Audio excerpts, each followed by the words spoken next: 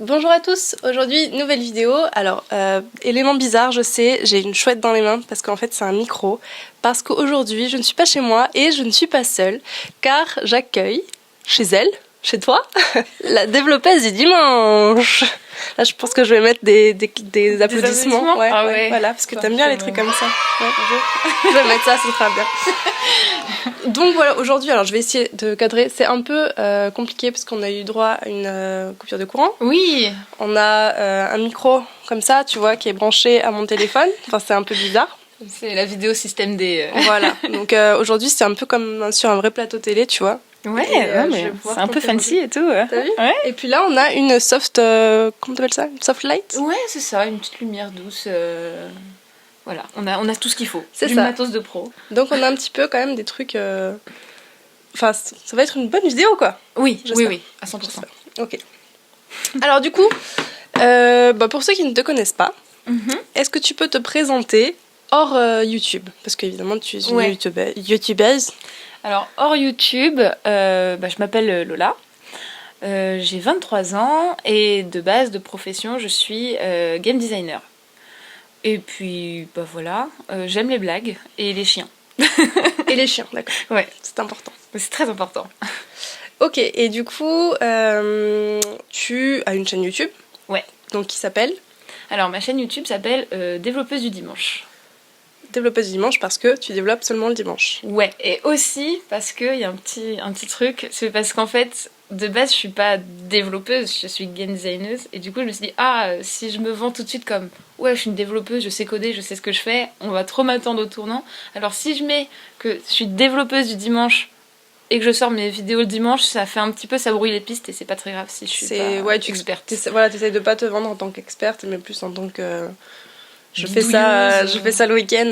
Ouais, okay. C'est un peu ça. Mais du coup, après, on te reproche, on te demande tu travailles dans la journée ? Enfin, qu'est-ce que tu fais dans la journée ? Alors qu'en fait, tu travailles, Oui, enfin, c'est ton métier à temps plein. C'est ça, c'est que j'ai pas une chaîne YouTube et à côté un travail. C'est ma chaîne YouTube et mon jeu, c'est mon travail. Tu vois, je fais ça tous les jours, le plus d'heures par jour possible. Et je fais que ça pour l'instant. Et du coup, ça fait 1 an. Ça. Ouais, depuis pas longtemps, ça fait 1 an que tout a été lancé, le projet de chaîne et du jeu, 1 an, ça passe vite. Ça passe vite, en même temps, ton projet, t'es contente, ça a avancé, parce que je pense que c'est de ça aussi que je voulais parler un petit peu avec toi, parce que tu es quand même dans une situation où quand même tu travailles seule. Enfin, même si t'es aidée par d'autres personnes, notamment pour le son et pour le code aussi, c'est ça. Un petit peu. T'es quand même toute seule face à ton ordi ou face à ta caméra et face à tes abonnés finalement. Est-ce que c'était une manière aussi de pas te retrouver toute seule finalement, le fait de créer ta chaîne YouTube ? Alors, pas vraiment. En fait, pour moi, créer ma chaîne YouTube, c'était me créer des milestones et un ultimatum. Alors, du coup, des milestones, pour ceux qui voient pas trop, qui sont pas dans le jeu vidéo, on va essayer au maximum de penser à définir les mots, mais sinon j'essaierai de vous mettre des petites définitions. Du coup, une milestone, ça serait un rendu, une date butoir, un truc à rendre en temps et en heure. Quoi. Une deadline, en fait, c'est un peu le truc. Une deadline, qui est encore un mot anglais. Ça va être l'anglicisme. Une ligne de fin. Une ligne de fin, voilà.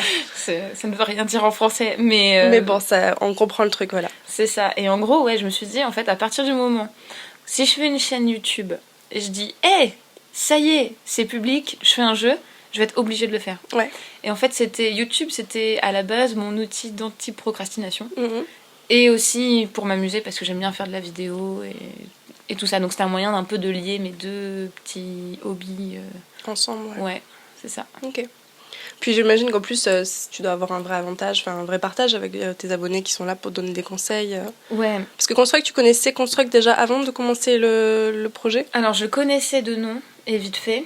Parce que j'avais des copains qui développaient sur Construct et le truc qui c'est vrai, parce qu'en fait j'oublie, on n'a pas du tout défini. Donc Construct, c'est le logiciel qui est utilisé pour développer le jeu, qui est en fait, c'est de la programmation mais simplifiée. Tu me dis si je me trompe, hein. Non, mais c'est de la programmation simplifiée. Le principe, c'est que on va par exemple vous dire si je clique avec le bouton gauche, alors je sais pas moi, tu déplaces le personnage de tant de pixels vers la droite par exemple. Je dis n'importe quoi, mais c'est ça. Non, mais en fait c'est exactement ça.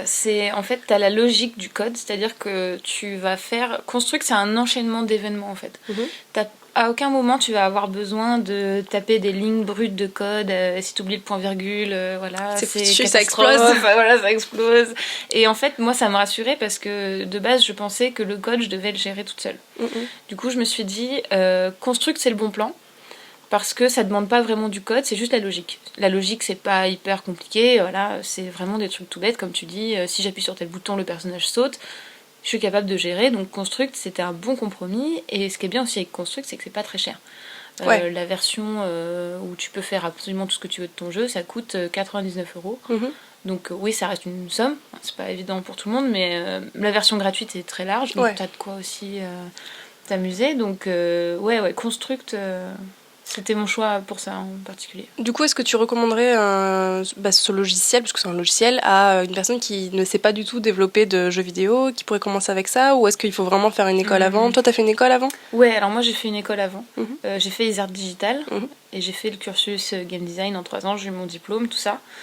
Du coup, le game design, pour ceux qui ne le savent pas. Alors, pour ceux qui ne savent pas, le game design, en gros, ça va être penser toutes les mécaniques de gameplay, toutes les règles du jeu. En fait, si on transpose le game design de jeux vidéo au game design de jeux plateau, par exemple, ça va être déterminer les règles, est-ce qu'on joue avec des dés, combien de tours tu as le droit par joueur, c'est vraiment tout ça le game design. D'accord. Et je me rappelle plus le reste de la question, du coup, c'était... Ouais, je t'ai coupé... Ah oui, pour les débutants, c'est ça. Est-ce qu'ils peuvent se servir de Construct ? Ouais. Je pense que oui, mais il faut déjà avoir un petit peu la logique derrière. Mais après, c'est très facile de bidouiller un truc rapidement. D'accord. Même si pour moi, un des meilleurs trucs pour démarrer, c'est tout bête, mais moi c'était RPG Maker personnellement. Parce que pour le coup, là c'est vraiment super simple. T'as juste, voilà, pareil, à mettre tes petits sprites. Donc les sprites, tout ce qui est graphique, afficher les personnages, les petits dessins, voilà. C'est super simple, donc pour moi, ouais, ça fait partie de ces logiciels un petit peu de base que les débutants peuvent utiliser pour apprendre. Ouais. Ok, d'accord. J'essaye d'avoir mes notes en fait, mais vu que j'enregistre avec mon téléphone et que j'ai les notes sur le téléphone, c'est bien compliqué. C'est vive la débrouille et je me souviens plus ce que j'étais censée te demander après. Mais au niveau de ton projet, à peu près, t'en es où ? Est-ce que t'es en avance sur ce que t'avais prévu ? Est-ce que par exemple t'as un planning que tu t'es prévu ? De base, j'avais un planning et j'ai très vite vu que j'arrivais pas à tenir les délais que je m'étais imposés. C'est souvent comme ça, hein. J'étais pas choquée que ça se passe comme ça. Ouais, la plupart du temps, les jeux même les studios un peu plus gros ont toujours des temps de retard, donc c'est habituel de toujours se dire, ok, si on pense faire un jeu en 1 an, ça sera souvent le double, ça sera souvent 2 ans. C'est ça. Donc voilà, si vous prévoyez de faire un truc, pensez toujours de multiplier au moins par 2 le temps de production de votre projet, quoi.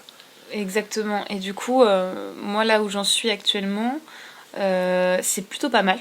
Parce qu'il y a le cœur du jeu et des mécaniques qui est là, donc tout ce qui est contrôle des personnages, même si là, il y a des choses à corriger, il y a quelques bugs et surtout un petit manque de fluidité. C'est vraiment 2-3 trucs à corriger pour que ça soit bien. D'accord. Donc ça, c'est fait. On a aussi tout ce qui est... au niveau du rythme du jeu, on a un niveau, on a un système de dialogue, on a un système de magasin, on a des ennemis. Donc en fait, c'est comme si on avait la base qui était déjà toute prête. Les gros Lego sont faits. Maintenant, il ne reste plus, entre guillemets, qu'à les empiler pour construire le reste du jeu avec tout ça. C'est un petit peu ce que j'essaie de vous répéter tout le temps, de toujours commencer par le général d'abord, quand vous commencez à dessiner un dessin. Toujours commencer par le général. Se rendre compte que ça fonctionne ou que ça ne fonctionne pas. Exactement. Et ensuite aller dans le détail, et dans ce cas-là ça sera juste les petites fioritures, c'est ce que tu rappelles souvent, le juicing par exemple, le fait de rajouter vraiment le petit son qui va bien au moment où je sais pas, tu vas tirer une balle, ou au moment où tu vas gagner un truc en particulier, des points ou des récompenses, des choses comme ça. Et ça, c'est les choses qui vont vraiment après et qui sont pas que tu vas pas poser tout de suite, parce que c'est pas maintenant qu'il faut les poser dans le truc logique, quoi, dans la hiérarchie du projet, quoi. Si jamais tu te rends compte que ça marche pas et que tu t'es embêté à faire plein de détails, c'est dommage, c'est une perte de temps conséquente. Bien sûr.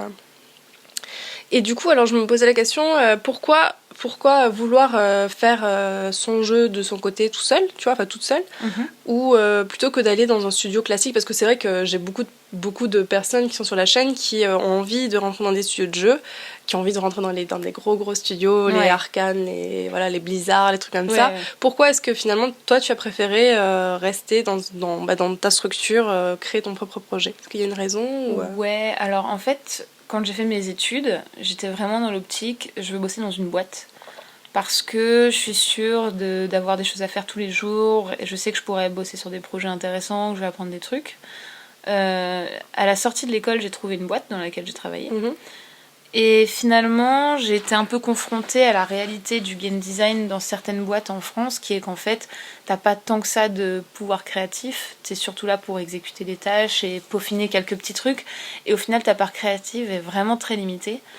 Et même en game design, ça tu le ressens même en game design du coup? Moi je pense que c'est surtout en game design, parce qu'en fait, c'est très rare qu'un éditeur ou qu'une boîte, il faut vraiment que ce soit une grosse boîte sinon, arrive en disant ok, on a besoin d'un nouveau projet, qu'est-ce qu'on fait? Ok, et dans ce cas-là, t'es au début de la production et là vraiment t'as le pouvoir absolu. Moi, là où j'étais, c'était ok, on fait un jeu par exemple de handball. Ouais. Les règles du handball, c'est ça. Donc déjà, ta part de créativité est hyper cadrée puisque tu pars avec un concept qu'on a déjà donné avant toi, tu vois. C'est, par exemple, c'est plutôt le producteur, donc les producteurs qui te donnent un cadre. Et moi, j'avais des trucs à faire, mais c'était vraiment de l'équilibrage, du test, essayer de vérifier que ça respectait bien, par exemple, les règles du sport. Donc, c'était pas ultra créatif. D'accord. Et je pense que c'est comme ça dans plein de boîtes où, au final, à moins d'être vraiment au sommet de la pyramide, d'être lead ou directeur créatif, on arrive vraiment, ok, on a besoin de ça comme jeu, fais en sorte que notre concept puisse marcher. Mais on va pas te demander de vraiment créer un concept. Bien sûr. Donc ça m'avait un petit peu frustrée. Et en plus de ça, j'étais pas forcément dans une boîte dans laquelle je bossais sur des trucs qui m'intéressaient. Et voilà, l'ambiance générale, c'est peut-être pas la boîte pour moi. Ce qui fait que je me suis dit, j'arrive en fin de CDD. Qu'est-ce que je fais? Est-ce que je continue dans cette boîte dans laquelle au final je m'ennuie un peu? Ou est-ce que je m'occupe de ce projet que j'ai un petit peu en tête depuis un moment? Et là, pour le coup, j'ai carte blanche. Oui, là, c'est sûr que t'as pas besoin de demander l'avis d'autres personnes, quoi. C'est ça. Donc, j'ai choisi de prendre ce risque-là, parce que je me suis dit, si je le fais pas maintenant, ça risque d'être compliqué. Je veux dire, je suis encore jeune. Là, je vais toucher les indemnités de départ, plus le chômage. Et pour moi, c'était, ok, là, j'ai l'occasion d'avoir un investissement pour faire un projet, d'un point de vue financier. Autant l'utiliser. Et au final, j'avais de quoi faire plus d'1 an de développement avec ce que j'avais, plus Pôle emploi. Coucou Pôle emploi. Si tu nous vois, voilà. Merci. Parce que quand même, tu as financé énormément de jeux vidéo, sache-le, donc merci. Voilà. Bon, ça, nous tu nous as pas, enfin moi tu ne m'as pas financé malheureusement, mais merci pour tous les autres, j'espère. Si seulement. Mais ouais, du coup je me suis dit si j'ai moyen d'être financée entre guillemets pendant plus d'1 an, autant essayer. Et c'est pour ça qu'au début je pensais que mon projet se ferait en 1 an, ce qui est pas du tout, d'accord. Au début vraiment tu pensais en 1 an. Je pensais 1 an et demi, pour moi c'était ok. Et au final quand j'ai vu la masse de travail que j'allais devoir gérer, je me suis dit, ok, ça va pas être possible. C'est pas possible, ouais, ça va pas être possible. Et du coup, là, tu te retrouves un peu à un moment où il faut que tu continues sans argent, c'est ça? Bah alors là, j'arrive vers la fin. Je touche mes derniers versements de Pôle emploi. Mais du coup, je me suis fait un statut auto-entrepreneur. D'accord. Et j'ai aussi créé ma page Tipeee. Oui. Sur laquelle j'ai des revenus tous les mois maintenant, grâce aux gens qui me... Merci les tipeurs. Merci. C'est grâce à vous que j'ai cette super lumière. C'est ça, c'est grâce à vous qu'aujourd'hui nous ne sommes pas dans le noir. Exactement. C'est quand même bien. Ouais. Mais ouais, grâce à Tipeee, je touche un peu de sous et je me suis dit, je vais me faire un statut auto-entrepreneur pour pouvoir toucher cet argent dans un cadre légal. Bien sûr. Même si techniquement il y a des zones de flou, mais je préfère rester vraiment sûre au cas où. Parce que oui, c'est considéré comme du don en fait. C'est ça, et pas, tu vois, c'est pas comme si je passais un devis à un client. Là, j'ai pas de client, les gens sont pas obligés, je vends pas un truc. Et je me dis à côté, j'aurais peut-être moyen, si j'ai des périodes un petit peu plus vides, de faire des missions à côté en game design pour des boîtes. Ça pourrait me ramener un peu d'argent au cas où j'en ai besoin. Du coup, là, c'est ça le programme. Maintenant, c'est Tipeee, essentiellement pour l'instant. Et peut-être des missions en auto-entrepreneur, genre en consulting, tu vois, de game design, si jamais j'ai l'occasion, tu vois. Ok. Non, ça me semble une bonne façon de faire. Puis ce qui est bien, c'est que t'es vraiment dans une... Enfin, je veux dire, t'as quartier libre sur tout ce que tu fais, en fait. Parce que même tes tipeurs, je pense qu'ils vont pas te dire « Ah ben non, mais moi j'aimerais bien que, je sais pas moi, qu'il y ait des aliens à un moment, tu vois, alors que ça fait pas du tout partie du truc. » D'ailleurs, tu pourrais peut-être nous parler un petit peu de ton jeu, de l'univers et toutes ces choses-là. Parce que... Alors, je mettrai en même temps des images, si tu m'autorises. Ah oui, bien sûr. De ce à quoi ça ressemble maintenant en octobre 2017. C'est ça. L'instant s'est tourné, ouais. Voilà. Oui, donc vas-y, explique-nous un petit peu. Ouais, alors en fait, je travaille sur un jeu qui s'appelle Propaganda. Donc c'est un peu obvious, mais ça va traiter du sujet de la propagande. D'accord. Et pour ce qui est du gameplay, on est sur un mélange de run and gun style Metal Slug. Alors j'explique, run and gun, c'est un terme peut-être un peu technique pour certains, mais en gros c'est une vue en 2D où on avance et on shoot. C'est à peu près ça. Okay. Et ça va être c'est vraiment en termes de contrôle, ça ressemble un petit peu à ce qu'était Mario à l'époque, quoi, de gauche à droite, tu peux pas revenir à gauche. Sauf que là c'est Mario avec un flingue, voilà, à peu près. Okay. Oups. Ouais, ça existe maintenant dans Mario versus Rabbids, Lapin Crétin. Le Lapin Crétin, là. Ouais, ils ont des guns maintenant. C'est vrai. Voilà. Mais la violence. La violence maintenant. Oh, violence dans les jeux vidéo, attention. Mais du coup, ouais, dans le mien, il y aura un peu de violence aussi. Et toutes ces phases de run and gun donc sont intercalées avec des phases plutôt RPG où il y aura des dialogues avec des personnages et surtout des choix un petit peu dissimulés. Ouais, est-ce que c'est bien, est-ce que c'est pas bien. Voilà, c'est ça. Je voulais un truc qui soit un peu à la Undertale pour ceux qui ont joué plutôt qu'à la Mass Effect. Par exemple, dans Mass Effect, c'est plutôt je prends le bon choix ou je prends le mauvais choix. D'accord. Alors que dans Undertale, tu sais même pas que tu fais un choix. D'accord. Tu joues et à la fin, tu te rends compte que tu avais moyen de faire des choix différents, mais d'un point de vue vraiment gameplay plus que liste à choisir. Donc du coup, ouais, tu vas plus vers le côté narratif et moins vers le côté on-off de... c'est ça. T'as eu la bonne réponse ou la mauvaise réponse. Exactement. D'accord. Et du coup, j'ai envie d'allier ces deux phases qui peuvent sembler un peu opposées, de vraiment action, ultra-violence, avec des phases plus posées et de dialogue, parce que j'ai envie de faire réfléchir justement sur des sujets, sur l'absurdité de la guerre, sur la question du choix. Est-ce que quand on reçoit un ordre direct, on a toujours le choix ou pas? Parce que c'est souvent compliqué dans un contexte militaire, on est souvent obligé de faire ce qu'on nous demande sous peine de cour martiale, etc. Et j'ai vraiment voulu me pencher sur cette thématique-là, et du coup sur la propagande et sur la perception qu'on peut avoir de l'autre, le fameux ennemi, qui il est, comment on nous le dépeint, est-ce que c'est vraiment ça dans la réalité? C'est tout ça un peu que j'ai envie de traiter dans ce jeu-là. J'essaye de faire un truc à peu près subtil. J'ai pas envie de finir avec un « Oh, la guerre c'est mal ». Oui, ouais, non, je comprends. un petit peu plus transparent, enfin demi-teinte, quoi. Voilà, c'est ça. J'ai envie que ça soit vraiment une expérience... Comment dire, j'ai envie qu'un joueur ait pas forcément la même expérience qu'un autre joueur à certains moments, puisqu'il aura pensé que tel choix était plus moral qu'un autre. Enfin, j'ai vraiment envie de faire un truc sympa là-dessus. D'accord. Ça va être chaud. Déjà, disons que t'es bien parti, et ce qui est bien, c'est qu'on peut vraiment te suivre.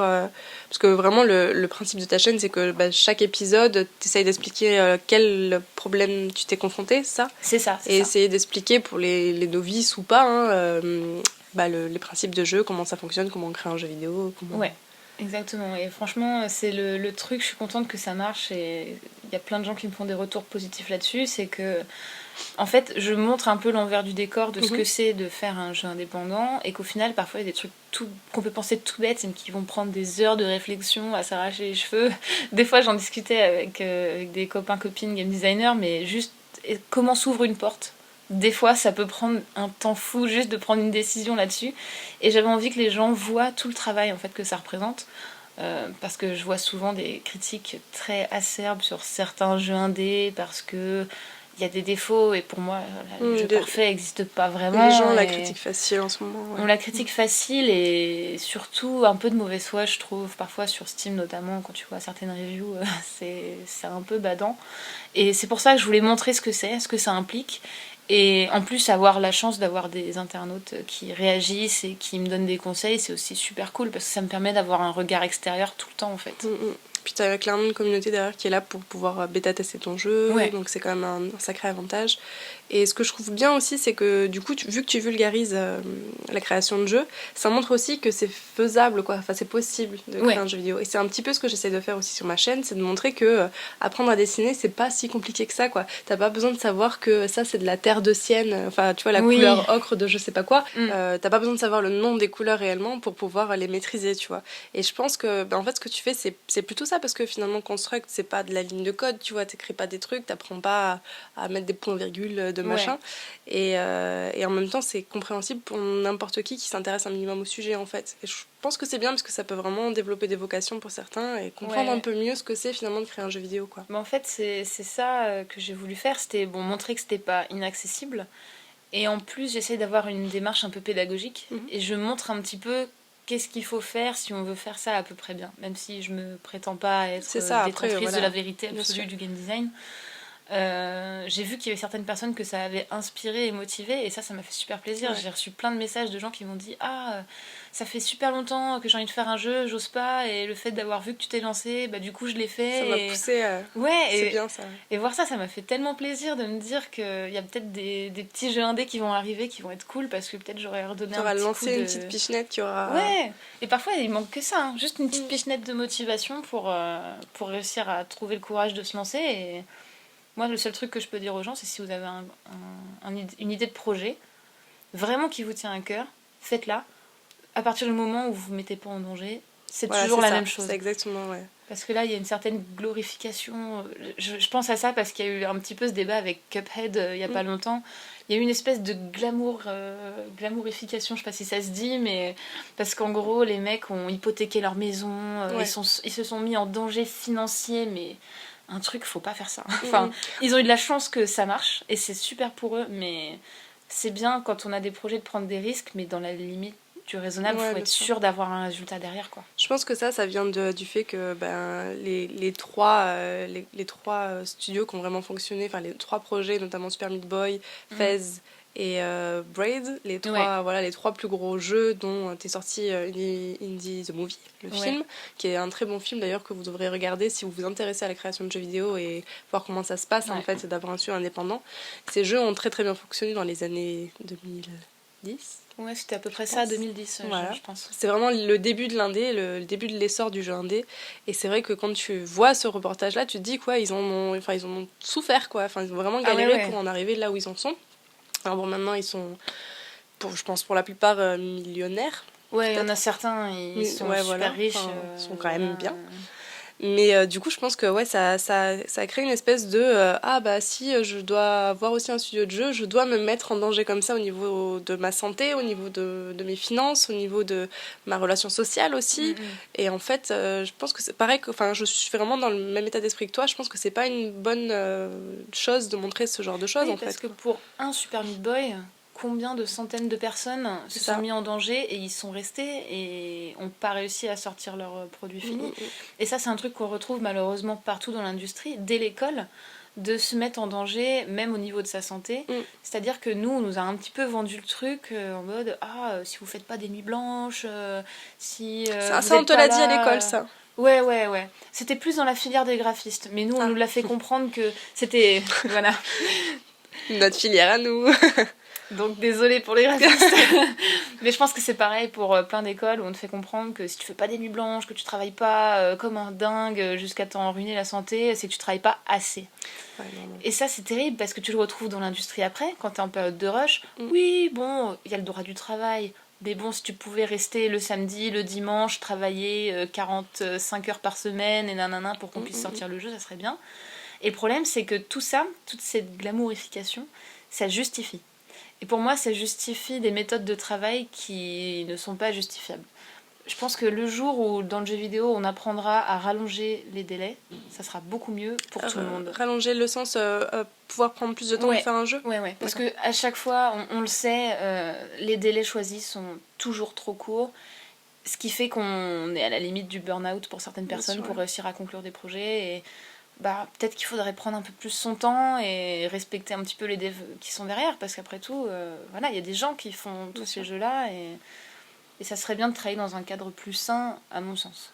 C'est un sujet qui est compliqué par rapport au délai parce que c'est vrai que plus on a de temps, plus évidemment on le prend. Hein. Je pense que tout le monde a testé ce truc-là t'as un devoir à rendre et évidemment tu l'as à rendre pour la semaine prochaine. Tu sais que t'as 7 jours pour le faire, tu vas prendre le dernier jour quoi, pour le faire clairement. Mais oui, c'est vrai que le côté glorification il faut que tu fasses des nuits blanches, moi je pense que jamais je conseillerais de faire des nuits blanches. La seule chose qu'on peut conseiller au pire, c'est au lieu de travailler plus, travailler mieux. Soyez paresseux et trouvez la bonne astuce qui fait que vous arriverez au même résultat qu'une autre personne qui aura travaillé 8 heures d'affilée pour avoir ce truc-là, quoi. Exactement. Et je trouve que c'est plus intelligent justement de faire dans cette optique-là que ce qu'on essaie de nous... Enfin, je sais pas si c'est pas un choc des générations, j'ai un peu l'impression que c'est ça. Je crois que c'est totalement ça. C'est ça. Ok, d'accord, je suis pas la seule. Donc. Mais moi, j'ai vraiment l'impression que c'est ça. C'est les anciens qui sont un peu dans cette optique de il faut travailler beaucoup, beaucoup, beaucoup, quitte à faire semblant de travailler. C'est-à-dire, je suis au boulot de 8h à 18h, mais clairement, je fais des pauses, voilà. Alors que finalement, vu qu'il y a beaucoup, beaucoup d'indépendants maintenant qui travaillent chez eux, on peut pas trop rentrer dans cette... Enfin, je sais que moi, je pourrais pas, quoi. Si je sens que je travaille plus, que j'arrive plus à travailler, je m'arrête, je fais autre chose et j'y reviens. Parce qu'on sait qu'on n'a pas les horaires, on n'a pas les horaires classiques dans le bureau normal, quoi. De 8h à 18h. Je pense que... Il y a un truc, c'est croire que si tu travailles plus, tu vas faire plus de choses. Pour avoir fait une game jam... Alors la game jam, je vais expliquer. Alors les game jam, en gros, c'est souvent un week-end pendant lequel tu as des gens qui vont se regrouper pour faire un jeu vidéo en 48 heures, 72 heures. Et le but, c'est vraiment d'être un petit groupe. Parfois, c'est tout seul. Et de faire vraiment un tout petit concept de jeu très rapidement, ce qui demande de travailler vraiment très longtemps sur une longue période. Et normalement, les gens qui font ça disent « Ah, faut faire des nuits blanches, te nourrir uniquement de café, et de sneakers et de pizza. » Voilà, de sneakers et pizza. C'est là où t'as le plus mal au ventre, en fait, ce genre de... C'est horrible, faut pas faire ça. Tu mets une semaine à t'en remettre après. Voilà. Et au final, moi, la jam où je suis allée, c'était organisé par le RIJV. C'est une association. RIJV, ça veut dire Rassemblement Inclusif dans le jeu vidéo. Et le maître mot, c'était dormez, mangez bien. Et au final, on a tous fait ça. On a tous dormi, bien mangé, et on a tous rendu des jeux super. C'est vrai ? Ouais, on a tous fini, parce qu'on a tous rendu un jeu. Et au final, on a fait aussi bien que les gens qui font des nuits blanches. Tout simplement parce que quand tu fais une nuit blanche, au bout d'un moment, ton cerveau, il n'y arrive plus. T'es plus efficace, bien sûr. Tu travailles beaucoup moins vite ou moins bien, ce qui fait que le temps que tu as gagné en ne dormant pas, tu l'as perdu en travaillant mal. C'est ça, ouais. Donc vraiment, c'est un juste milieu à trouver, je pense. Surtout quand je pense que quand tu fais de la... Enfin, dans le dessin, c'est moins grave, mais dans la programmation, tu peux clairement te retrouver avec un projet qui ne marche plus parce que t'étais déconcentré à un moment donné et que t'as fait un truc à côté de la plaque, quoi. Du point de vue game design, tu peux prendre une très mauvaise décision qui au final va s'avérer à la fin, destructrice à la fin, quoi. Donc, c'est vrai. En dessin, t'as un peu moins ce problème-là. Disons qu'en dessin, tu peux avoir le côté j'ai pas trop d'inspiration, j'arrive pas à faire ce que j'ai envie de faire, et qu'au final, il faut peut-être mieux aller se coucher 1 heure ou 2, puis revenir, et puis voilà, tu t'en sortiras beaucoup mieux, quoi. Ok, donc du coup, ça serait un peu le conseil que tu apporterais. Si par exemple, t'as une personne qui est intéressée pour travailler dans le milieu du jeu vidéo, est-ce que tu lui conseillerais peut-être de faire une école ? Est-ce que tu lui conseillerais d'apprendre par lui-même ? Alors, c'est toujours une question délicate parce que dans les faits, j'aimerais bien conseiller les écoles parce que moi, ça m'a structuré, j'ai appris plein de choses et surtout, je me suis fait un super réseau. Chose que tu ne peux pas avoir autrement que... À moins de bien trouver sur Twitter les gens et les groupes de dev indé. Et c'est toujours difficile parce que le numérique, le virtuel... Oui, et puis surtout, il y a plein de monde et des fois, tu as tendance à faire du tri. On en voit plein des gens qui sont en mode « Ah, j'aimerais bien réseauter, mais mais c'est compliqué, il y a plein de monde. » Et du coup, j'aimerais bien conseiller l'école, mais je peux pas ouvertement dire aux gens il faut faire une école, tout simplement parce que c'est cher. C'est très cher. Moi, j'ai dû faire un prêt étudiant. J'ai fini de le rembourser il y a très récemment, sachant que ça fait un petit moment que j'ai fini les études, depuis 2014. Donc, si vous pouvez, ok. Mais sinon, il y a peut-être moyen aussi, sans école, de faire autrement. Il y a des gens qui ont réussi. C'est plus compliqué, il faut batailler plus dur. Mais maintenant, on a la chance d'avoir énormément de moteurs gratuits, énormément de tutoriels partout sur Internet, des communautés hyper réactives, donc c'est possible. Il faut juste avoir une grosse motivation et résister à la procrastination qui nous guette, quoi. Je pense que si déjà de base vous avez du mal à vous mettre d'accord sur le fait que vous allez travailler aujourd'hui chez vous, peut-être pas de 8h à 18h, mais en tout cas voilà, de vous fixer 6 heures peut-être de travail par jour, c'est vrai que c'est compliqué. En tout cas, c'est ce que je dis pour le dessin, mais je pense que ça marche aussi pour les jeux vidéo, pour tout. Je pense, si de base vous avez vraiment du mal à vous structurer, je pense que c'est peut-être pas l'idéal, mais c'est vrai qu'une école, après, ça peut vraiment vous structurer de base, quoi. C'est ça. Après, je crois que l'Engmin n'est pas payant, mais pour y rentrer, il faut vraiment montrer patte blanche et limite, je crois qu'il faut avoir un diplôme avant, donc c'est un peu... Donc travaillez bien à l'école. Voilà, travaillez bien à l'école, et le meilleur conseil que je puisse donner, c'est faites des jeux, en fait. Même s'ils sont nuls, faites des prototypes nuls. Faites-en plein de prototypes nuls partout. Et plus vous ferez des prototypes nuls, moins ils seront nuls. Et un jour, vous en ferez des moyens. Et là, ça sera trop bien déjà. Si vous faites des prototypes moyens, c'est trop cool. Ouais, mais c'est marrant en fait à quel point tout est similaire en fait, parce que c'est un truc que je dis souvent aussi en dessin, c'est arrêter de vous poser des questions sur comment je dois apprendre le dessin, est-ce que je dois lire des livres, est-ce que je dois prendre des cours, est-ce que je dois dessiner. Voilà. Dessiner. Et là c'est pareil, je pense que pour devenir bon à faire des jeux, faites des jeux. Exactement. Donc voilà, essayez Construct, il y a plein de logiciels dans ce style-là, Playmaker, RPG Maker. Franchement, RPG Maker, c'est une super porte d'entrée parce que c'est très simple, tout est déjà codé en fait. Il y a juste à vous trouver votre petit chemin, un petit scénario, quelques petites idées marrantes de game design, il n'y a rien que ça. Si vous arrivez à finir, en fait surtout ça, c'est finir un jeu. Parce que très souvent, on commence plein de trucs et on les finit jamais. On les finit pas, ouais. Tentez de finir un jeu, et c'est pour ça que quand vous vous lancez, commencez petit. Vous lancez pas dans Final Fantasy VII, votre version à vous. Faites un ou un MMORPG. Voilà. Ne faites pas un MMORPG. Faites pas ça. Ni Minecraft d'ailleurs. Ouais, non. Faites vraiment un petit jeu. Faites Mario Bros en 3 niveaux, et déjà si vous finissez ça, c'est super, et faites-en d'autres. Mais ouais. C'est pas des trucs inachevés tout le temps, c'est... Même pour le moral, c'est horrible de se dire j'ai fait un milliard de trucs pas finis. C'est ça, et ça se termine jamais en fait. Il n'y a jamais de ça y est, je peux me relaxer, le sentiment d'accomplissement en fait. Ça, si vous l'avez jamais, c'est compliqué de repartir sur un nouveau truc, quoi. Ouais, et puis se dire j'ai réussi à finir 2 jeux, ça fait du bien, tu vois. Plutôt que de se dire j'ai une pile de trucs pas finis et j'arrive pas à me concentrer. C'est très frustrant, et à part vous tirer vers le bas, je vois pas trop ce que ça peut faire d'autre. Du coup, peut-être commencer avec des game jams au final. Game jam, c'est bien parce que c'est un format très court. Vous rencontrez des gens, ça vous permet de réseauter, vous n'avez pas besoin spécialement de faire une école. Alors après il faut évidemment trouver les personnes physiquement, se rapprocher peut-être des... Tu l'avais fait tout ta game jam? Alors moi du coup c'était avec le RJV donc, et on avait fait la game jam sur Paris, c'était dans les locaux de la fondation Mozilla, donc c'était un truc vraiment cool. D'accord. Et ce qui est bien avec les game jams, c'est que même si vous pensez que vous savez rien faire, vous savez faire des trucs. Et il y a plein de gens qui osent pas venir, mais moi je sais pas vraiment programmer, j'ai un peu des idées mais je sais pas. Déjà avoir la des logique, idées, la logique, c'est ça. La logique c'est bien, et même ne serait-ce que l'écriture, il y a beaucoup de gens qui ont tendance à oublier ça. Vous savez écrire des textes, allez-y. Il y a plein de jeux qui ont besoin d'un peu de narration, Je sais que là, la game jam où j'étais allée, il y avait un jeu vraiment narratif avec des choix, et ça racontait une histoire. Si juste vous savez écrire, allez-y quoi. Il n'y a pas de complexe à avoir, vous savez tous faire un truc normalement. Vous avez tous une spécialité, même si c'est peut-être pas grand chose ou que vous débutez seulement, quoi, mais il faut bien débuter quelque part. C'est ça. Et les game jams, il y en a pour tous les niveaux, donc n'hésitez pas à en faire. Ouais. Ok. Bon, je pense qu'on est bon. Merci madame la développeuse du dimanche. De rien. Du coup, je vais vous mettre la chaîne là ou là-bas, parce que je sais toujours jamais, sais jamais où c'est. Dans mon couloir. Voilà, on va le mettre dans le couloir là-bas. J'espère que vous allez trouver, c'est au fond à gauche. Voilà. Et puis moi je vous dis à la prochaine fois.